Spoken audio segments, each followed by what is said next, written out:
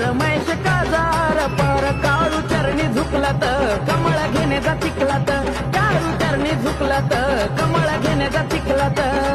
करला सोन्याहून पिवळं जीवन लखा लखा पौष पौर्णिमेचा गाठुनी अमोक येत खेळ्या धरती ठेका खेळ्या धरती ठेका पौष पौर्णिमेचा गाठुनी अमोक येत खेळ्या